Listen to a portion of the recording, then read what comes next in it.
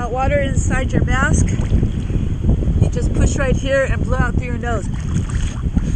Like that. It gets rid of the water out of your mask. If you got water in your snorkel, you just blow out really hard.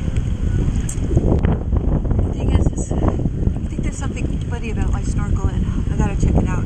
It's getting a lot more water than it used to. If you're fogging up like I am, use saliva on the inside of the mask. Yep. Yeah, it's a little murky down here today, but still really fun.